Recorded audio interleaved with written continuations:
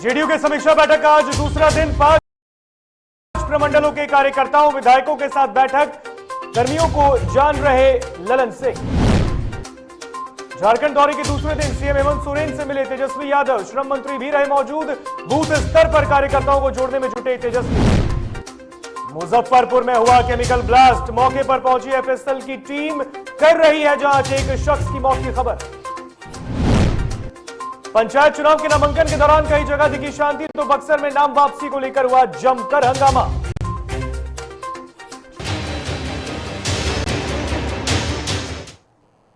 नमस्कार, आप देख रहे हैं डीटीवी भारत और मैं हूं आपके साथ ऋतिक। खबरें विस्तार से, और इस वक्त की बड़ी खबर से बुलेटिन की शुरुआत करेंगे। रांची से ये बड़ी खबर, मुख्यमंत्री हेमंत सोरेन से नेता प्रतिपक्ष तेजस्वी यादव ने मुलाकात की है।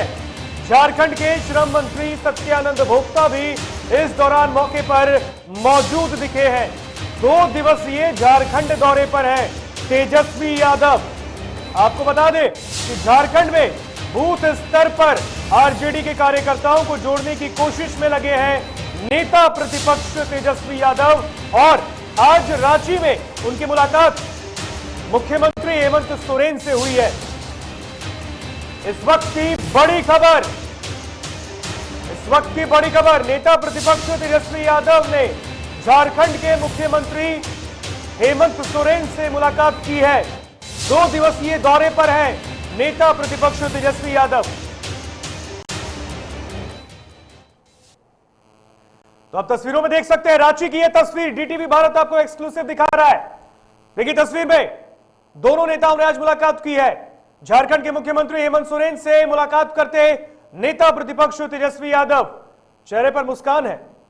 बूथ स्तर पर तेजस्वी यादव आरजेडी के नेताओं को, कार्यकर्ताओं को जोड़ने की कोशिश में है। साथ में देख सकते हैं श्रम मंत्री सत्यानंद भोक्ता भी मौजूद हैं। तो झारखंड में आज मुलाकात हुई है।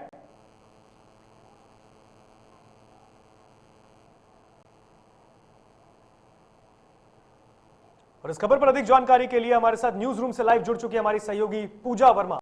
पूजा, बूथ स्तर पर कार्यकर्ताओं को जोड़ने के लिए रांची में है, झारखंड में 2 दिवसीय दौरे पर है तेजस्वी। आज मुख्यमंत्री से मुलाकात हुई है, क्या कुछ मायने इस मुलाकात के?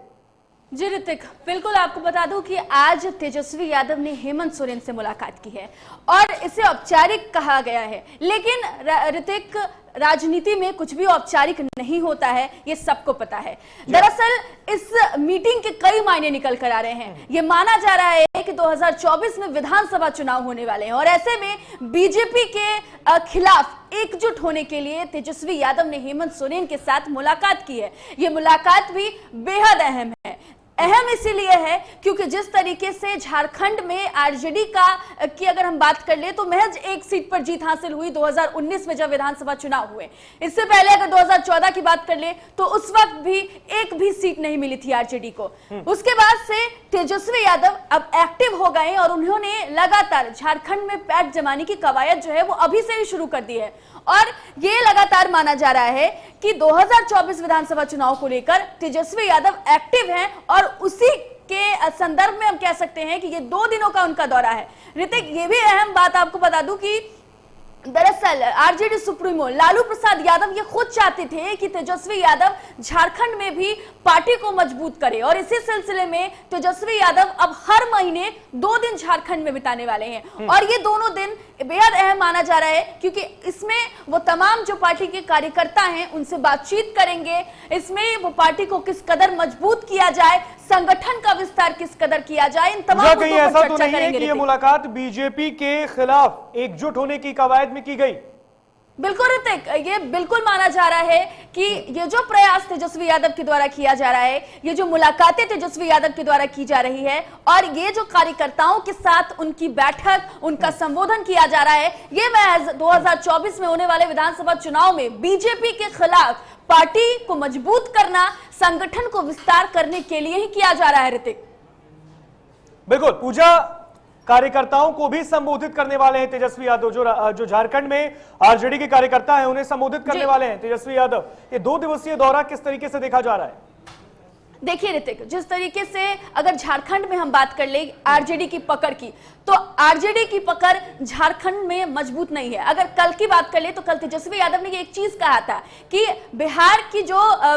बिहार को मजबूत करना है, बिहार में जो उनका संगठन है उसको मजबूत करना है, जो पुरानी पकड़ है उसको मजबूत करना है, तभी नई पकड़ वो पकड़ पाएंगे। और ऐसे में उन्होंने ये भी कहा था कि तभी हम झारखंड में भी पैठ जमाएंगे, झारखंड में भी पार्टी को लेकर मजबूती बनाएंगे। तो ऐसे में जो उनका 2 दिवसीय दौरा है ये बेहद अहम है। और एक और अहम बात आपको बता दूं ऋतिक की, ये पहली बार है जब तेजस्वी यादव झारखंड में कार्यकर्ताओं को संबोधित करने वाले हैं।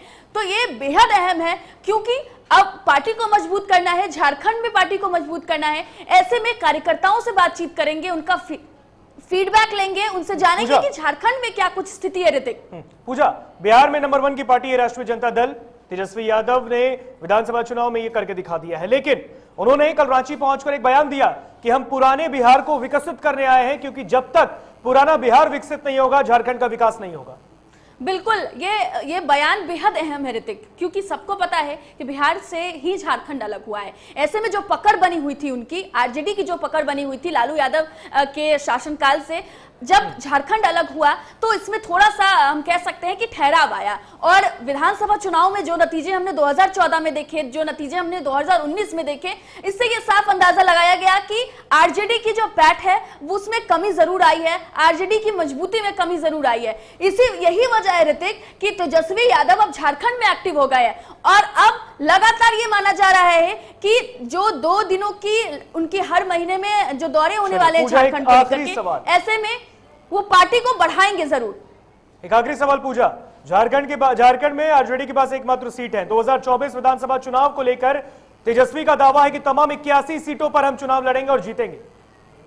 बिल्कुल, ये बड़ा दावा है ऋतिक। बार बार मैं यही कह रही हूं कि 2024 के विधानसभा चुनाव को लेकर ही इतने एक्टिव हैं तेजस्वी यादव अब झारखंड में, क्योंकि जो 2 विधानसभा चुनाव हुए 14 में और 19 में, उनके नतीजे सबके सामने थे। किस कदर तेजस्वी यादव को, या हम कह ले आरजेडी को, मुंह की खानी पड़ी थी। लेकिन अब इसी को लेकर के वो एक्टिव हैं और 2024 में जो विधानसभा चुनाव होने वाले हैं ऋतिक, उसी को लेकर के ये तैयारियां तेजस्वी यादव की तरफ से, आरजेडी की तरफ से की जा रही है, ताकि 2024 में सीट पर, जितनी सीटों पर वो चुनाव लड़े, ज्यादा से ज्यादा सीट जो है वो जीत सके।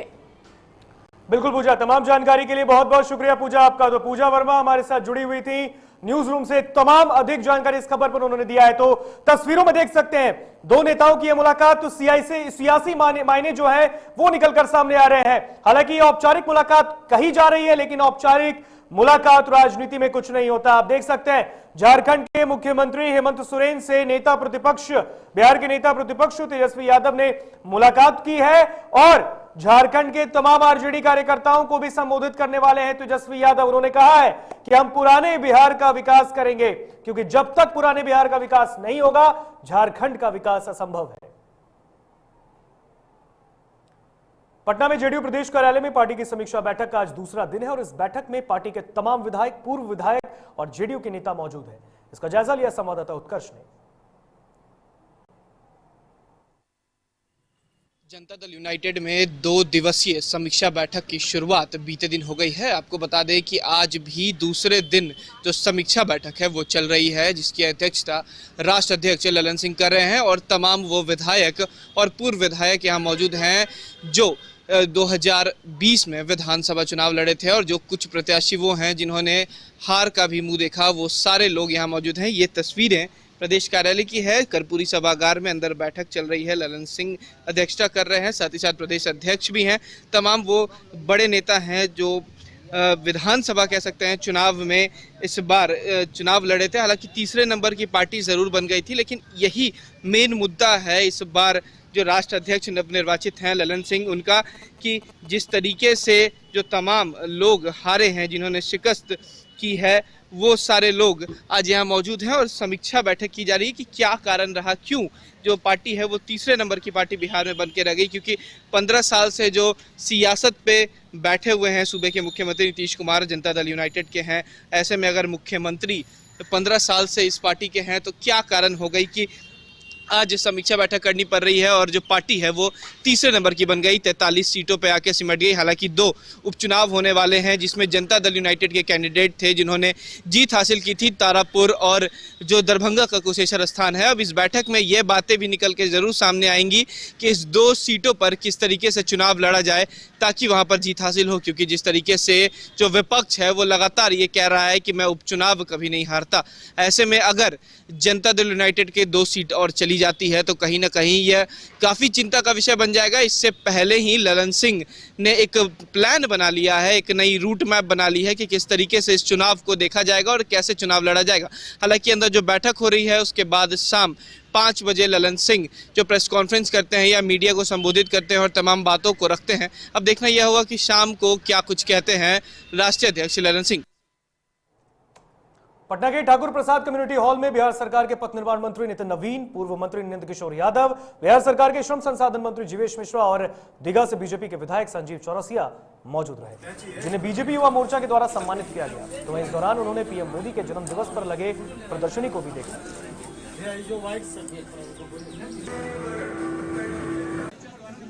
आज मेरा मानना है कि युवा मोर्चा पटना महानगर की टीम ने बहुत ही अद्भुत प्रदर्शनी का कार्यक्रम किया है और मुझे पूरी उम्मीद है कि इस प्रदर्शनी में जहां 20 वर्षों के प्रधानमंत्री नरेंद्र मोदी जी के जीवन काल और अपने लोकतंत्र में जिस प्रकार से उन्होंने सामाजिक दायित्वों को निर्वहन करते हुए देश और राज्य की सेवा की है उसको दिखाने का और बहुत ही उनके जीवन से जुड़े हुए कई पहलुओं को इन्होंने दर्शाया है। मैं पूरी टीम को बधाई देता हूं और मैं बिहार के युवाओं से भी अपील करूंगा कि आइए अपने नरेंद्र मोदी जी को जानिए। अगर आप नरेंद्र मोदी जी के जीवन को समझेंगे, जानेंगे तो निश्चित रूप से आप अपने जीवन में भी सफल होंगे और जीवन में युवाओं को जो संकल्प की आवश्यकता होती है, अगर किसी को देखना है तो प्रधानमंत्री नरेंद्र मोदी जी के जीवन को देखिए कि कैसे वो संसद में जाते हैं तो कैसे वहाँ उसको नमन करते हैं, फौज के साथ जाते हैं तो कैसे दिवाली मनाते हैं, अपनी माँ का आशीर्वाद लेते हैं तो कैसे चरण छूते हैं और ये सारे विकास की हर योजनाओं को किस प्रकार से उन्होंने किया है। तो आज सभी चीज़ों को बहुत ही अच्छे ढंग से हमारे भाइयों ने दिखाया है। मैं पुनः युवा मोर्चा की पूरी टीम को, अभिषेक जी, अमरजीत जी और पूरी टीम अंशु जी, जितने लोग लगे हैं सभी को मैं बहुत बहुत बधाई देता हूँ। खबरों में रुकेंगे यहाँ पे एक छोटे से ब्रेक के लिए, कहीं मत जाइएगा, जल्द वापस होंगे।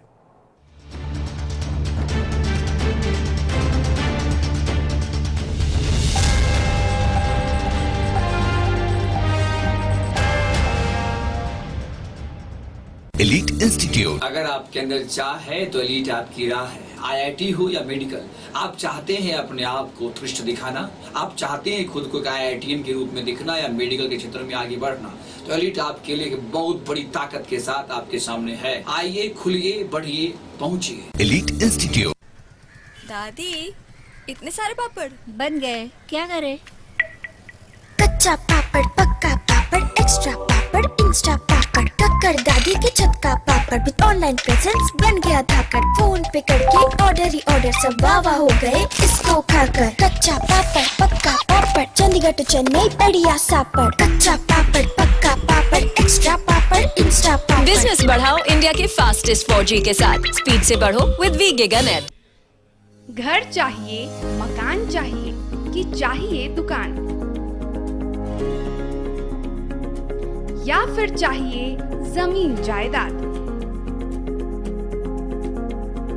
वो भी बिना ब्रोकर, बिना कमीशन के,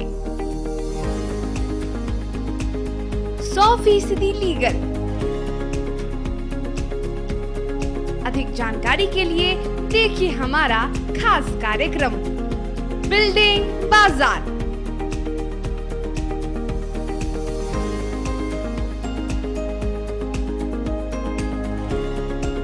finance expert engineer Madan Gupta के साथ सिर्फ DTV भारत पर, शनिवार और रविवार रात 8:30 बजे।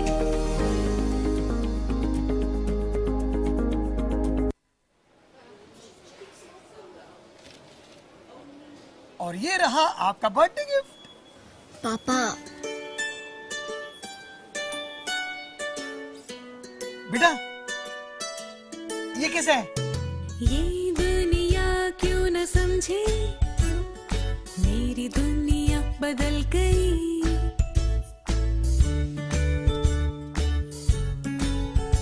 और ये देखो पीहू,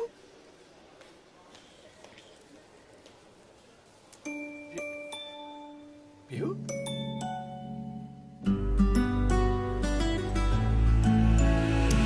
गुड़ियों से खेलने वाली तेरी गुड़िया बड़ी हुई। बच्चे कब बड़े हो जाते हैं पता ही नहीं चलता। थोड़ा बड़प्पन दिखाइए। रहो सेफ सैनिटरी पैड से खुद को स्वस्थ और सुरक्षित रखने में इनका साथ निभाइए।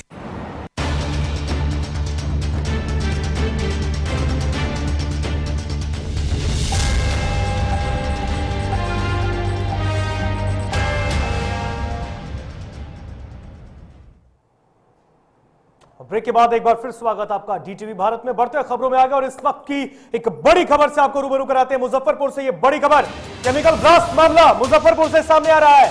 मामले में एफएसएल की टीम जांच कर रही है। एक शव भी बरामद किया गया जिसकी शिनाख्त अब तक नहीं हो पाई है। हत्या कर साक्ष्य छुपाने के लिए यह ब्लास्ट कराया गया है।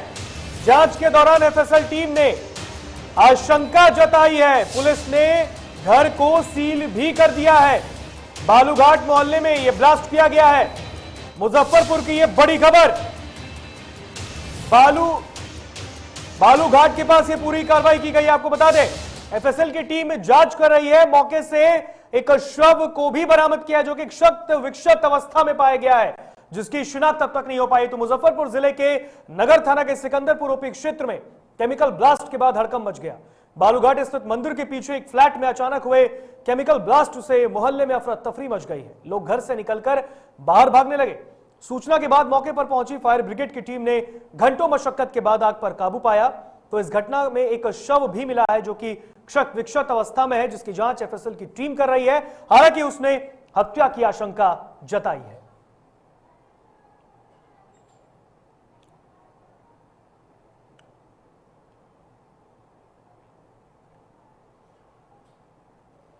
और इस खबर पर अधिक जानकारी के लिए हमारे साथ मुजफ्फरपुर से संवाददाता रुपेश फोन लाइन पर जुड़ चुके हैं। रुपेश, मुजफ्फरपुर में केमिकल ब्लास्ट मामला और एक शव की भी बरामदगी हुई है। जी, घटना देर रात की है और ये शहर के सिकंदरपुर क्षेत्र के एक मोहल्ले की है जहां एक फ्लैट में उस वक्त अफरा तफरी का माहौल हो गया इलाके में जब केमिकल ब्लास्ट हुई और वहां उस फ्लैट आग भी हुई ब्लास्ट के कारण। जिसके बाद फिर सूचना पे पहुंची फायर ब्रिगेड की टीम और स्थानीय पुलिस। फिर आग पे काबू पाया गया और जब उस कमरे में जाके देखा तो उस कमरे में एक शव जो है वो क्षत अवस्था में मिला।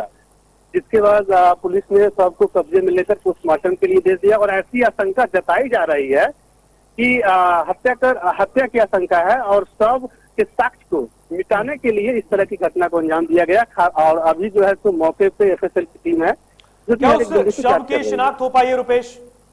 हाँ, शव की शिनाख्त हुई है लेकिन अभी इससे पुलिस कुछ कहने को तैयार नहीं। लेकिन पुलिस ने कहा है कि शव की शिनाख्त हो चुकी है। एफएसएल की टीम की जो रिपोर्ट आएगी उसके बाद फिर आगे कुछ कहा जाएगा।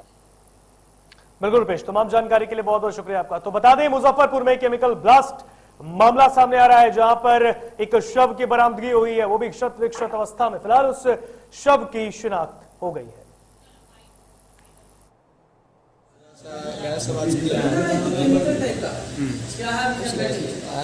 दौड़े उड़े नहीं देखे हो कि नहीं आप लोग? हम लोग बाहर निकल गए। आवाज सुन के भागे बाहर। हल्ला उल्ला किए हैं? हाँ, हल्ला किया तो लोग शायद देखा बहुत तेज आवाज हुआ।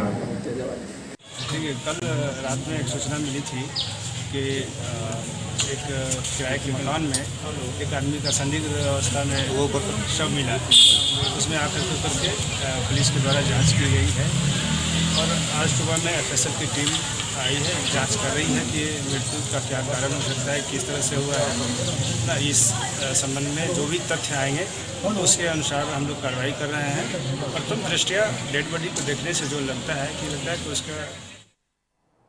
चलिए अब बात करेंगे पंचायत चुनाव को लेकर, क्योंकि पंचायत चुनाव में कहीं पर शांतिपूर्ण तरीके से नामांकन प्रक्रिया चल रही है तो कहीं हंगामा अब भी जारी है, यानी कि आचार संहिता का उल्लंघन।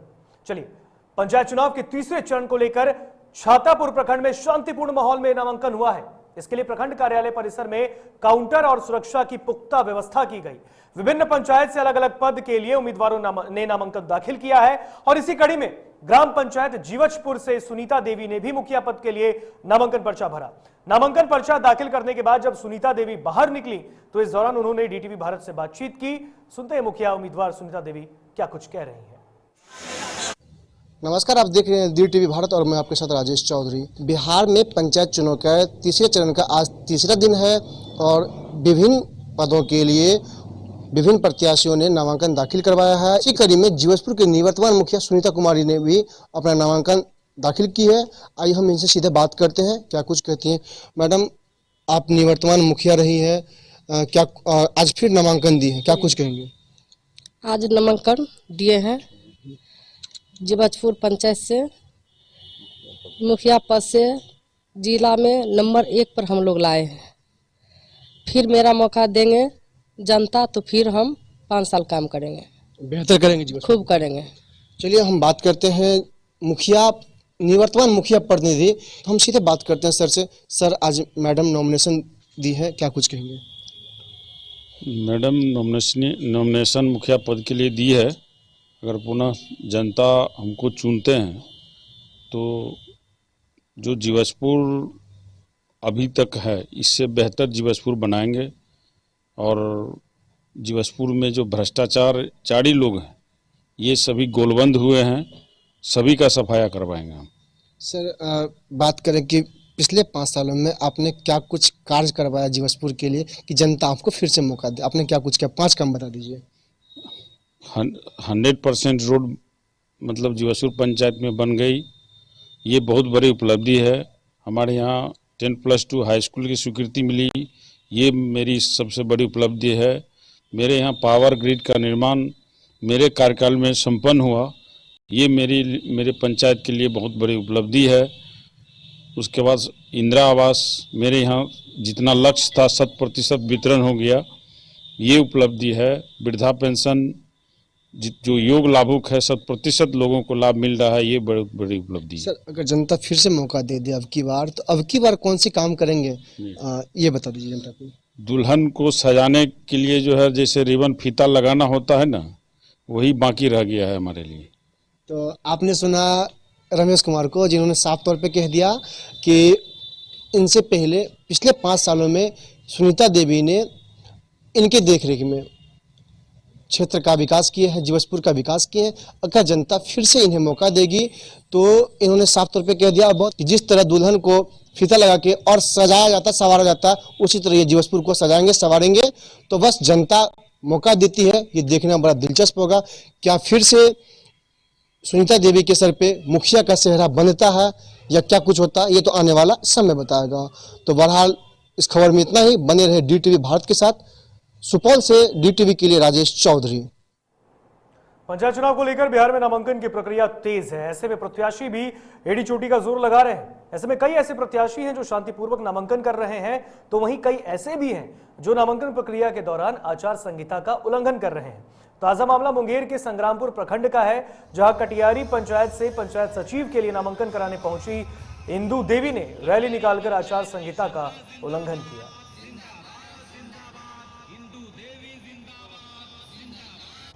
किस पंचायत की, कहाँ से आप लोग उठी हैं? कटियारी पंचायत। किस पद के लिए? समिति, पंचायत समिति। पहली बार उठी हैं? जनता के बीच आप किस मुद्दों को लेकर के जा रही हैं? क्या मुद्दा क्या होगा आपका? जो हमसे बन पाएगा हम सब करेंगे। महिलाओं के लिए क्या कीजिएगा? महिलाओं के लिए क्या कीजिएगा?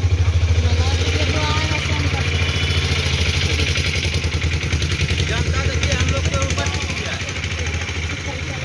कीजिए, ये बताइए महिलाओं के लिए आप क्या कीजिए? आप भी एक महिला हैं। हम भी एक महिला हैं सर, हम जो हमसे बन पाएगा। बक्सर जिले के राजपुर प्रखंड मुख्यालय में नाम वापसी को लेकर जमकर हंगामा किया गया है। नाम वापसी की आखिरी तारीख होने की वजह से लोगों की काफी भीड़ भी जमा रही और इसी दौरान नाम वापसी के काउंटर पर मारपीट हो गई। हिंसक मारपीट में पंकज सिंह नाम के व्यक्ति को चोट आई है, जिन्हें पुलिस ने उपचार के लिए अस्पताल में दाखिल कराया। हंगामे की सूचना मिलते ही मौके पर राजपुर के थाना अध्यक्ष यूसुफ अंसारी पहुंचे और पूरे प्रखंड परिसर को खाली कराया गया।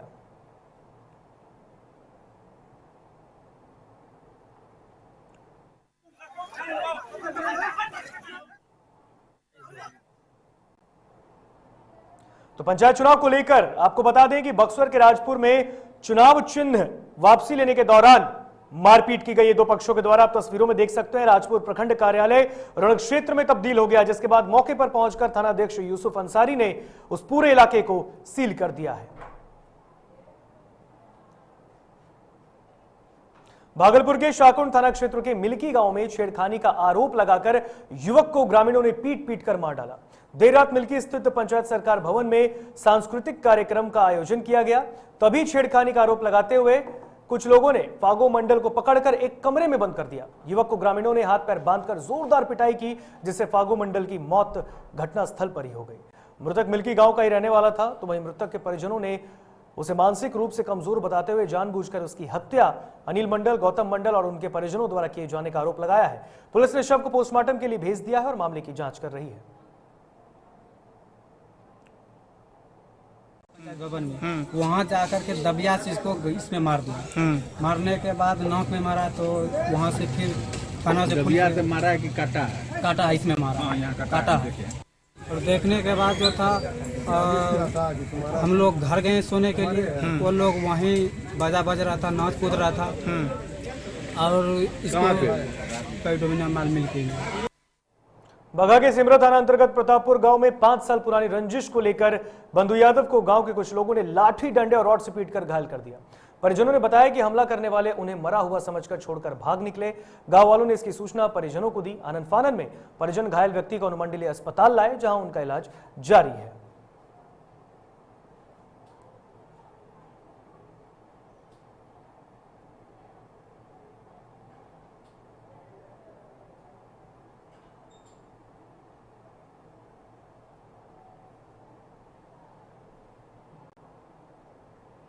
औरंगाबाद में उत्पाद विभाग की टीम को रविवार को उस वक्त बड़ी कामयाबी हाथ लगी जब एक ट्रक और कार पर लदा देसी और विदेशी शराब की एक बड़ी खेप को जब्त किया गया। साथ ही पुलिस ने 4 तस्करों को भी धर दबोचा है। गुप्त सूचना के आधार पर अंबा थाना ने छापा मारा है। उत्पाद निरीक्षक कमलेश कुमार ने बताया कि जब्त शराब की कीमत लगभग 50 लाख रुपए आकी गई है, जिसे पंचायत चुनाव के दौरान खपाए जाने की तैयारी धंधेबाजों ने कर रखी थी।